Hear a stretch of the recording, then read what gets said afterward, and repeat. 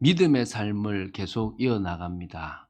믿음의 삶을 이어나가는 중에 이제는 서신서에서 서신서 저자가 이 서신을 받는 어 성도와 교회들에게 또 교회와 성도들에게 꼭 이것을 했으면 좋겠다라고 했던 그런 당부와 메시지, 그건 하나님의 음성이죠. 그것을 우리가 조금 하나님의 음성으로 듣는 시간이 되었으면 좋겠습니다. 그래서 믿음과 삶이라는 시리즈를 이 서신서를 통해서 우리가 좀 정리를 하고 마쳤으면 좋겠다 생각이 좀 듭니다. 그러면 성경에 나오는 여러 가지 우리가 반드시 알아야 되고 붙잡아야 될 것들을 알게 될 거라 믿습니다. 사실 구원받은 성도에게 인생은 무엇이냐? 못 해본 거를 이제 할 수 있는 겁니까? 묶였던 것이 풀려났으니까 마음대로 살아보는 겁니까? 구원받은 성도에게 인생은 뭐냐? 첫 번째, 그것은 다른 것이 아니고 살아내야 하는 과정이에요. 여러분, 이게 잘 이해돼야 됩니다. 사실은 과거에는 마귀가 우리 아버지 같았어요. 우리는 마귀 소속이었으니까 그냥 운명 사주팔자에 묶여서 그냥 조금 괜찮다가 결국 저주받고 망하는 거예요. 근데 이제는 뭐냐면 마귀가 우리의 대적이 되어 버렸어요. 그러니까 뭐냐? 우리가 주님과의 관계에서 조금 벗어나 있거나 영적인 걸 놓치면 바로 공격에 들어오는 존재가 되는 거예요. 여러분이 왜 깨어 있고 왜 주님 바라봐야 되느냐? 아니면 큰일 나요. 여러분, 사실 우리나라가 6.25가 전쟁이 일어날 때 여러분 그 미국에서 이렇게 그것도 엣지스 라인에 우리가 벗어났잖아요. 우리가 그 보호 속에 없기 때문에 이 공격을 받았거든요. 그걸 뭐 유도했다 말도 있는데 어쨌든 우리가 하나님의 보호와 능력 속으로 깊이 들어가는 삶과 또 어떤 삶요? 세상 속으로 걸어 들어가서 세상 것을 즐기고 있는 삶은 달라지는 거예요. 하나님이 세상 속에 있어도 보호해 주실 수 있지만 일부러 안 하실 때가 있는 거예요. 왜죠? 우리의 삶에 문제가 있으니까 그걸 알게 하려고. 그래서 어떤 의미에서는요, 우리 신앙생활은 예상치 못한 상황이 그리스도 안에 있어도 생기고 밖에 나가면 더 많이 생깁니다.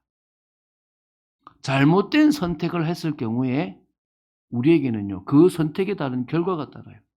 좋은 선택을 하면 좋은 결과가 나오는 것이고 잘못된 선택을 하면 나쁜 결과가 나오는 건 당연한 거 아니겠습니까? 목사인 제가 선택을 잘못하면 저뿐만 아니라 여러분도 같이 힘들 수 있는 거예요.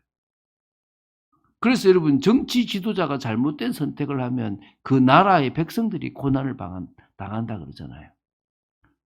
부모가 잘못된 선택을 해서 보증을 서준다든지 이러면 온 가족이 그것 때문에 힘든 거예요.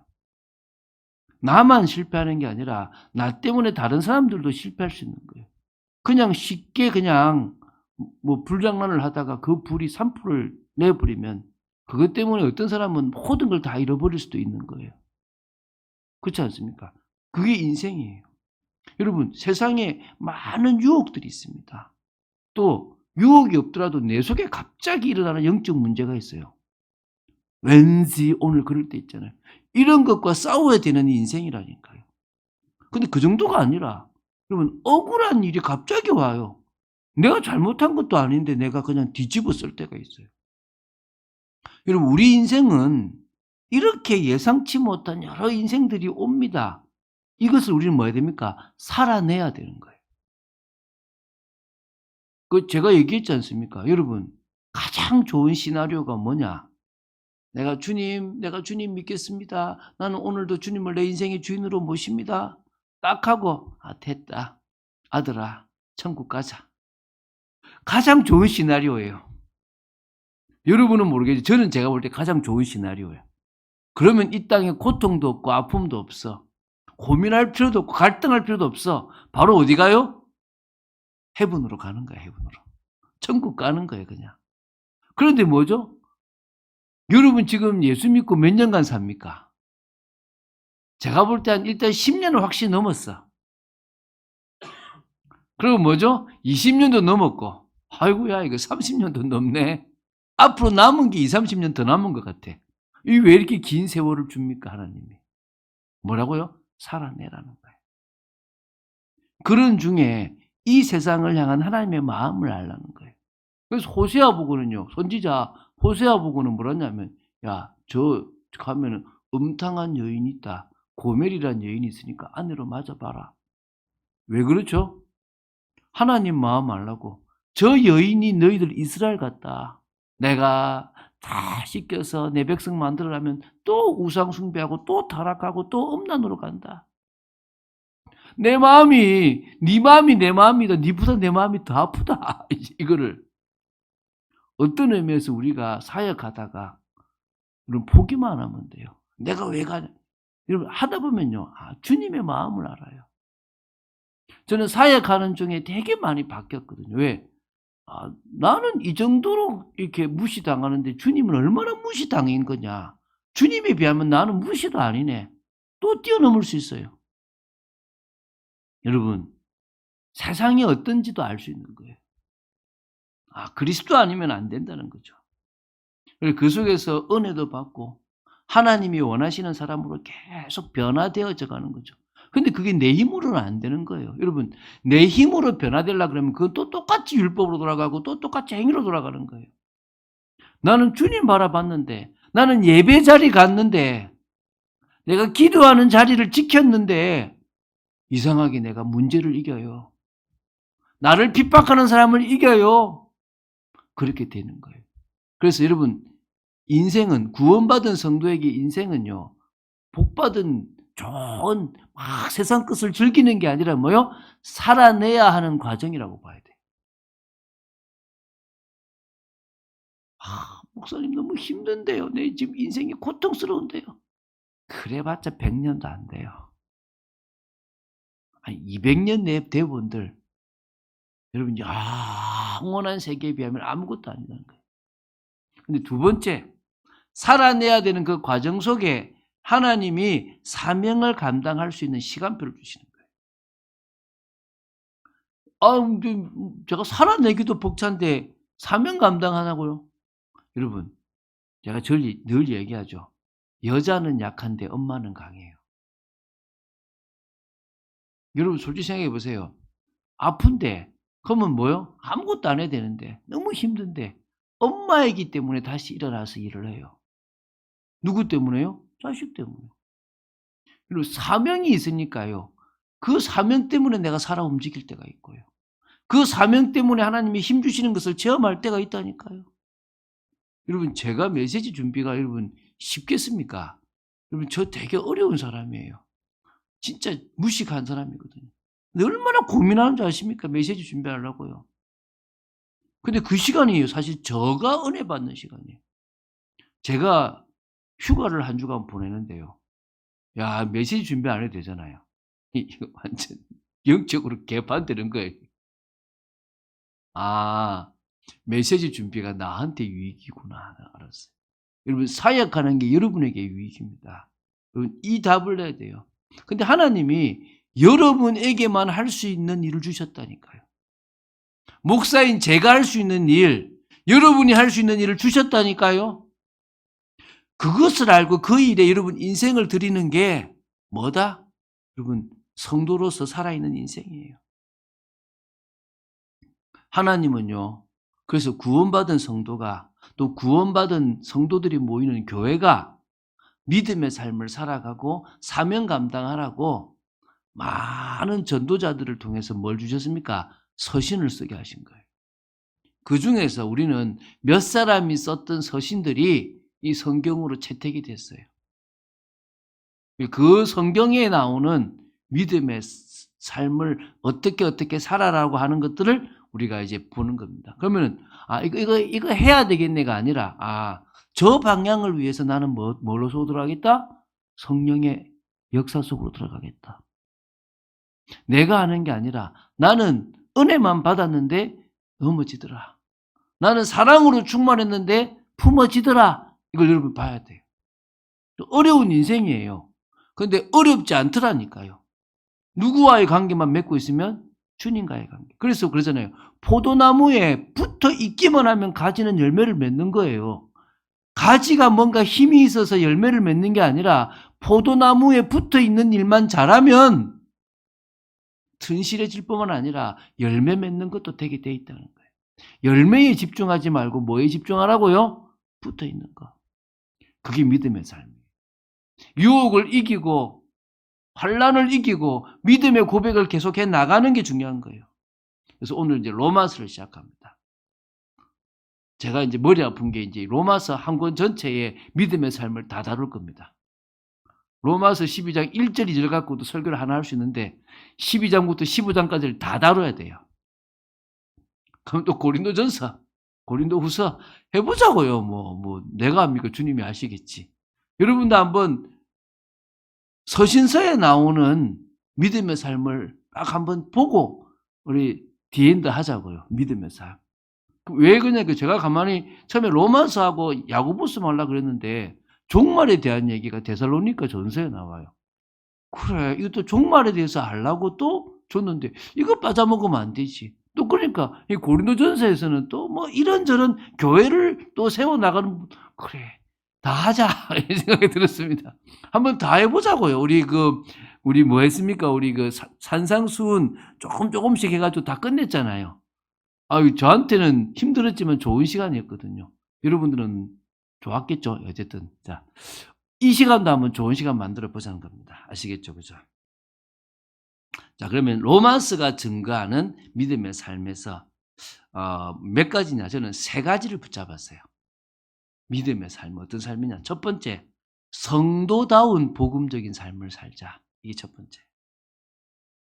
성도다운 복음적인 삶은 로마서 12장에 나와요. 첫 번째가 성도는 삶 자체가 나를 위해서 살아가는 것이 아니고 뭐죠? 주님을 위해서 살아가니까 거룩한 산 제물로 들어지는 삶이 되면 돼. 이게 첫 번째예요. 이걸 뭐라 그런다고요? 영적 예배라고 하는 거예요. 제가 얘기했잖아요. 제물은 뭐 해야 되는 거예요? 죽어야 돼요. 여러분, 구약의 모든 제물은 뭐 했던 거죠? 죽거나 태워졌어요. 그렇잖아요. 그런데 예수님도 그것 때문에 십자가에 죽으셨어요. 죽었기 때문에 그 피로 뭐가 된 거죠? 우리와 하나님 사이를 연결했어요. 근데 희한한 거는 우리 보고 뭐냐니까? 너희들은 산 제물이다 이러는 거예요. 아니, 말이 됩니까? 제물은 뭐 해야 돼요? 죽어야 되는데. 맞죠? 왜? 주님이 죽었으니까 우리 이제 더 이상 죽을 필요가 있다 없다? 없어요. 그럼 우리 인생이 어떤 인생이 되란 말입니까? 저 많은 우리 삶 속에 있는 불신자들을 주께로 인도하는 살아있는 제물이 되라는 거예요. 이해가 되십니까?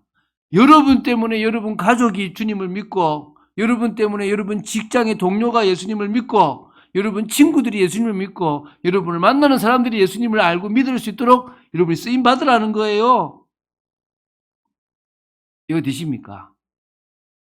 제가 그런 얘기 했잖아요. 제가 다녔던 모교회에 전도사님 중에서, 여전도사님 중에서 우리 교회 출신이었던 전도사님이 계세요. 이분이 고등학교 때 상고를 가서 잘 노셨어요.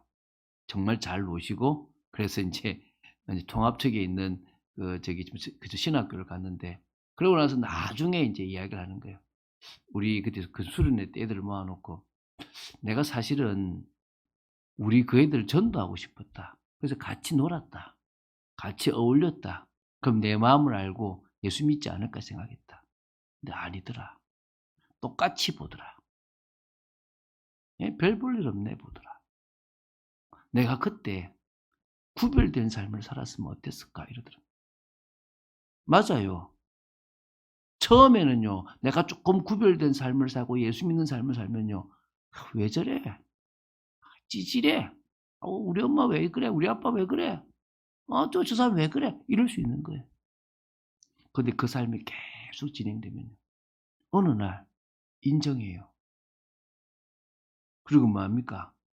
다른 거예요. 그래서 여러분 뭐 해야 됩니까? 이 세대를 본받지 않는 거예요. 2절에. 성령의 역사 속에서 오직 마음을 새롭게 함으로 변화를 받아서 하나님의 뜻 뭡니까? 선하시고 기뻐하시고 온전하신 뜻이 무엇인지 분별하고 나아가는 거예요. 그 삶이요, 성도다운 복음적인 삶이에요. 똑같이 할 수 있지만 다르게 하는 거예요. 일하는 중에 똑같이 할 수 있지만 그래 난 다르다라는 거예요. 선민의식에 젖어 있는 게 아니라 저들과 같은 밥을 먹고 같이 생활하지만 기준과 가치와 방법과 방향이 다르다. 할렐루야. 그게 우리라는 거예요. 우리는 살아가야 될 사람이잖아요. 살아가야 될 사람. 어떤 삶은요, 인생을 살아내야 되는 사람이라니까요. 어떻게 살아내야 되는 것이 가장 맞느냐? 주님 바라보니까 그렇게 되어져 가는 거예요. 두 번째요, 믿음의 분량대로 헌신하는 삶. 3절부터 나오잖아요. 내게 주신 은혜로 말미암아 너희 각 사람에게 말하노니 마땅히 생각할 그 이상의 생각을 품지 말고 오직 하나님께서 각 사람에게 나눠 주신 믿음의 분량대로 지혜롭게 생각하라. 여러분, 생각할 때도요, 왜 이렇지? 말고 그런갑다. 하나님께서 숨겨 놓은 게 있으니까. 저는요, 성경 보니까요, 성경이 모든 것을 다 증가하지 않는 게 감사해요. 그걸 믿을 필요가 없어요. 성경에는요, 어떤 거는 감춰놨고 어떤 거는 오해스럽게 만들어놨어요. 그때는 우리의 무슨 능력이 필요한 거죠? 믿음의 영역이 필요한 거예요. 그 성경은요, 100% 매뉴얼 책이 아니라 그냥 계시의 책이에요. 어떻게는 감춰놨어요. 그래서 이렇게 얘기해요. 내가 비유로 이야기하는 것은 너희들을 믿게 하기 위한 거고, 내가 비유로 얘기하는 것은 저들을 믿지 않게 하기 위한 거다. 이 말이 이해되십니까? 오늘 여러분 이게 이해되시면 좋겠어요. 그러니까 믿음의 분량대로 생각할 것 이상을 생각하지 마세요. 그러면서 이제 4절부터 8절에 보면요, 각자의 주신 달란트가 있어요. 저는 우리 교회가 지금부터도 그랬으면 좋겠어요. 목사님 제가 은혜를 받으니까 이건 제가 할 일이네요. 하세요. 저를 안 막는다는 거예요. 근데 그것만 하라고 하면 저는 막을 거예요. 은혜를 계속 받는 중에 요거는 나보고 하라고 주신 것 같으니까 제가 하겠습니다. 그러면 저는요, 합니다. 근데 제가 이런 팀들이 만들어졌으면 좋겠다 기도하면 그 팀이 만들어지면 그게 뭐라고요? 봉사 선교팀이 하나예요. 저는 지금 우리 교회의 기도 선교팀이 눈에 보이지 않게 움직이고 있거든요. 매일마다 그 기도를 심어주는 그 시간이 우리 교회의 이 뭡니까? 불쏘시개처럼 불을 계속 뗀다고 믿습니다. 그러면 이제 뭡니까? 하나하나씩 만들어질 거라고 저는 믿습니다. 어떻게 알아? 믿음의 분량대로, 각자 분량대로 하면 돼요.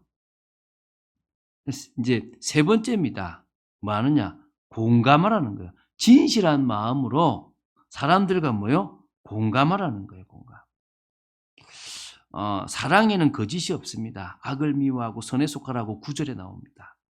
형제를 사랑하여 서로 우애하고 존경하기를 서로 먼저 하며 부지런하며 게으르지 말고 열심을 품고 주를 섬기라. 막 계속 막 이런 말 나오잖아요. 무슨 말 합니까?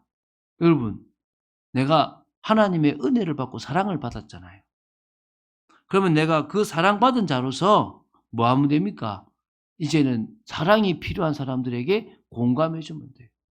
내가 먼저 왔지. 늦게 온 사람이 있으면 같이 인사해 주고, 조금 성격이 모났으면 그럴 수 있는갑다라고 감사 주기도 하고, 조금 나한테 조금 경솔한 말 했거든. 아직까지 신앙이 조금 약하구나 생각하고 받아주고. 뭐하란 말입니까? 성도다운 삶을 살라는 거예요. 악을 미워하고 선에 속하고 형제에 대해서 사랑하고 오히려 박해받는 자가 있으면 축복하고 심지어 원수까지 주님이 갚으실 것을 믿고 나아가는 거예요. 여러분 12장의 뒷줄에 보면 이렇게 나와요. 자, 20절에 볼게요. 내 원수가 줄이거든 먹이고 목마르거든 마시게 하라. 그리함으로 내가 숯불을 거물에 쌓아 놓으리라. 화끈하게 만들어 이 말이죠. 부끄럽게 만들어 이 말이죠. 악에게 지지 말고 선으로 악을 이기라. 근데 그보다 더 중요한 말씀이 19절이에요. 내 사랑하는 자들아 너희가 친히 원수를 갚지 말고 하나님의 진노하심에 맡기라. 기록되었을 때 원수 갚는 것이 내게 있으니 내가 갚으리라고 주께서 말씀하시니라. 여러분이 갚으면요, 여러분 손에 피 묻어요.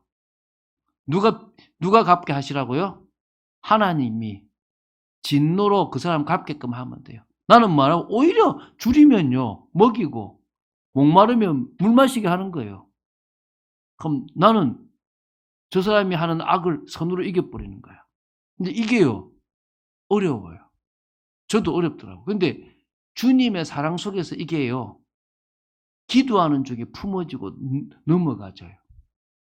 저라고 부글부글 끓는 사람이 없겠습니까? 있습니다.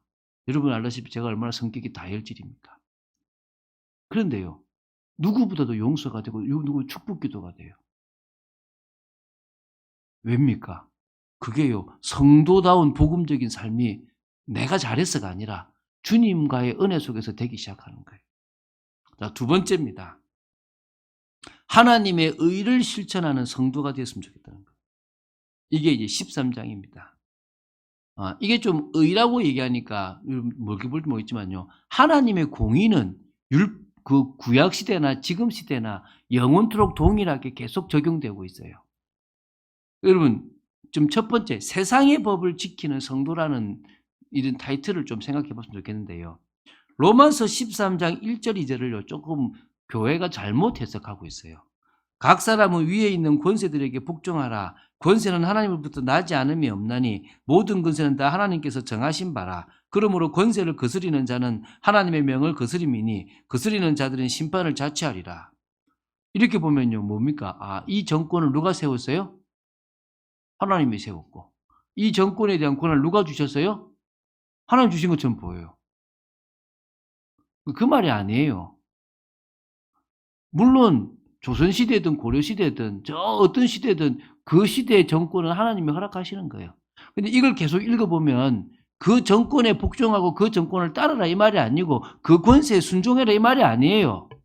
어떤 말이냐 그러면요, 쉽게 말하면 이런 거예요. 여러분, 경찰이 지나가는데 당당합니까? 부끄럽습니까?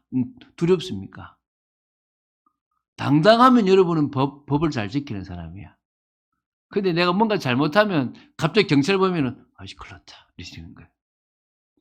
그 권세를 말하는 거예요. 그러니까 몽둥이같이 칼같이 잘못한 사람을 준법이나 세상의 법이지만 그 하나님의 그 의의 법에 위배되는 일을 할 때에 하나님이 뭘 가지고요? 정부나 이런 공권력을 가지고 징계를 한다는 거예요. 그 권세를 말하는 거예요. 그 권세는 누가 줬단 말입니까? 하나님 주셨다는 거예요. 그래서 여러분, 우리가 세상에서 법을 지키고 살아가는 것은 당연한 거라는 거예요. 내가 법을 초월한 사람이 되는 게 아니라 법을 지켜나가면서도 그 법에 매이지 않는 사람이 되면 되는 거예요. 그래서 내가 법을 어기거나 잘못하면 하나님이 그 권세자들을 몽둥이로 칼로 사용해서 하나님의 진노를 대신 갚아주신다는 거예요. 그러면서 이제 5절에 이런 말을 13장 5절에 이런 말이에요. 뭐라 하냐면 그러므로 복종하지 아니할 수 없는데 진노 때문에 하지 말고 뭐 때문에 하라고요? 양심을 따라해라.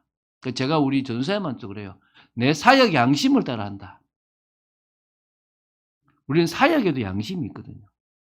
제가 왜 이 먼 곳에 와서요, 이 멀게 제하고 이게 연고도 없는 이곳에 와서 교회를 세웠냐? 제 목회 양심에 따라 쓴 거예요. 제 가까운 제 있는 지역에 사면 좋아요. 제 아는 사람들 오고 좋죠. 근데 뭐요? 사역 양심에, 신앙 양심. 하나님 우리 주셨잖아요. 그거 따라 하라는 거예요. 그러면서 이제 그 다음에 뭐가 나냐면 조세를 바칠 때에 조세를 바치고 관세를 바칠 때 관세를 바치는 거예요. 여러분 탈세하지 마세요. 절세는 가능해요. 우리 교회도요, 절세할 수 있는 방법은 찾아요. 근데 뭘 안 하려고 그런다고요? 탈세는 안 하려는 거예요. 그렇게 세상에서도 우리가 뭐예요? 법을 지키는 사람으로 살아가는 거예요. 그러면서요, 결국은 하나님의 의를 가장 실천하는 것은 뭐냐? 주님의 사랑으로 세상을 살아가는 거예요. 여러분 13장 8절에 이렇게 얘기합니다. 피차 사랑의 빛 외에는 아무에게든지 아무 빛도 지지 말라. 남을 사랑하는 자는 율법을 다 이루었다.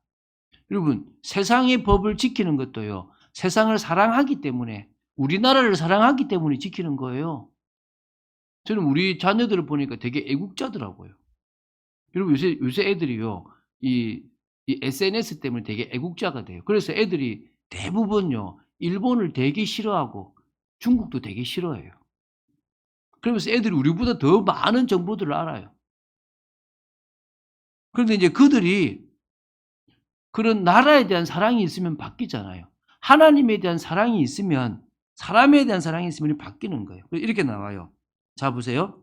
간음하지 말라, 살인하지 말라, 도둑질하지 말라, 탐내지 말라 한 것과 그 외에 다른 계명이 있을지라도 내 이웃을 내 자신과 같이 사랑하라 하신 그 말씀 가운데 다 들었느니라. 여러분 돈 있고 권력 있는 사람이 이쁘고 젊은 여자 그것도 고등학생을 성추행하고 막 이런다. 사랑이 없어서 그래요. 지 새끼는 그렇게 사랑하는데.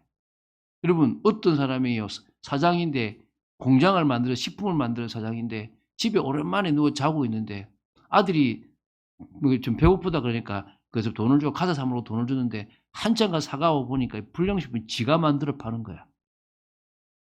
야 이거 먹지 마 먹지 마. 남이 먹든지 누구만 안 먹으면 돼요. 내 새끼만 안 먹으면 되는 거야.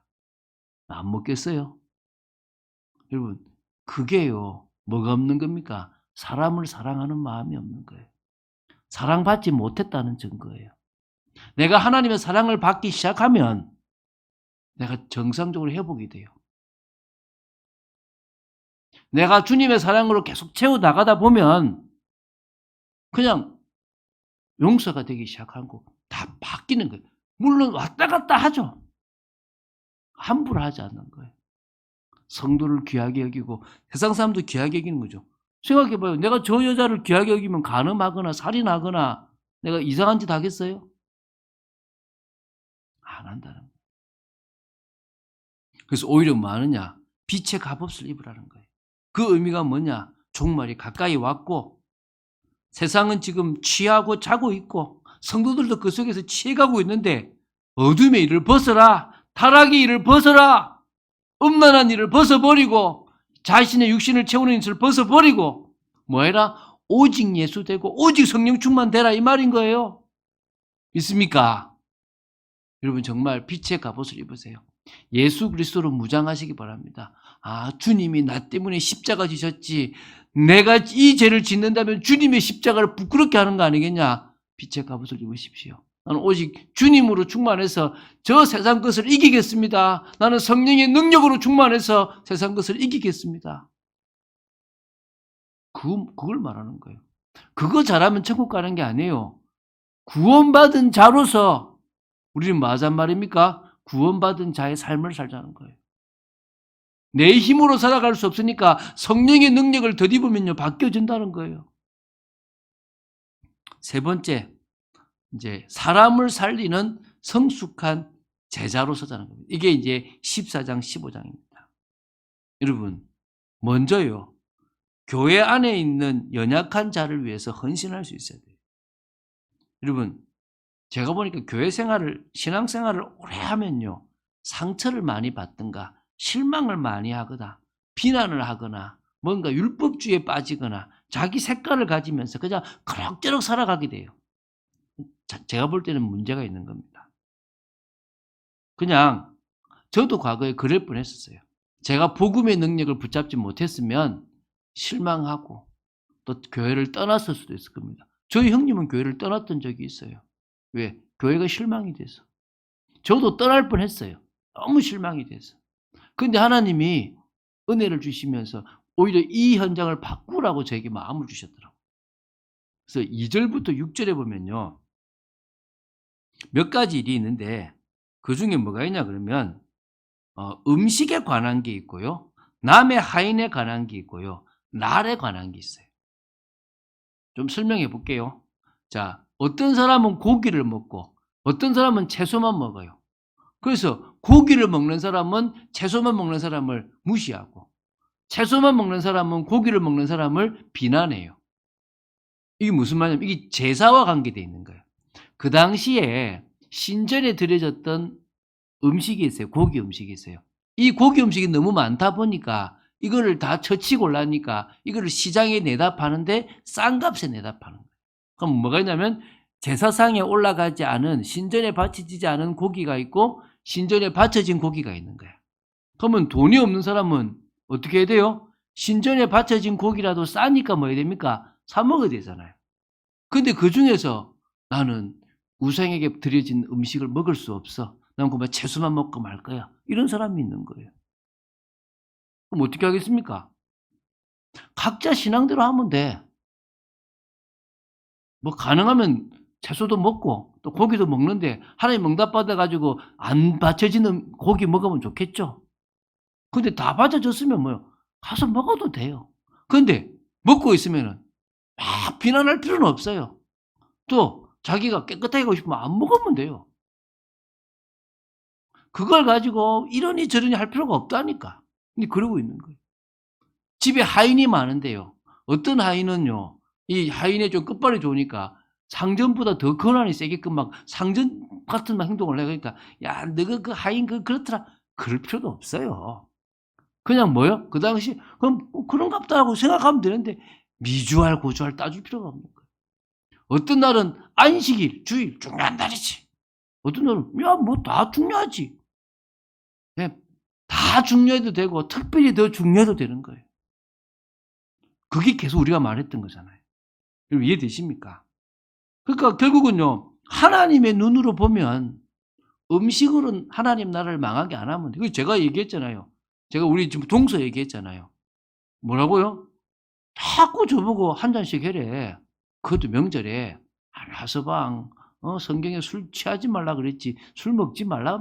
이럴 때 와서 가족끼리 분위기 좋은데 하서방만 안 먹으면 그렇지 않냐 이런 거예요. 교회 다니는 집사님이 말이라. 그 제가 계속 거절하다가 뭐었다고요? 형님, 제가 이거 한 잔 마시는 거 뭐 됐습니까? 몇 잔 마셔 드릴 수 있습니다. 그런데 형님이 밖에 나가 가지고 막 술 먹는 자리에서 어느 갑자기 예수 믿은 집사가 나 이제부터 예수 믿어서 술 안 마시기로 했어. 그러면 야, 그런 소리 하지 마라. 야, 우리 동서는 목사인데 한 잔씩 한다. 마셔도 된다. 이렇게 하여 그 사람을 실족시킬까 싶어서 제가 안 마십니다. 그다음부터 말 안 하더라고요. 이해가 되십니까? 그 마시면 뭐 대수 안 마시는 게 더 좋죠.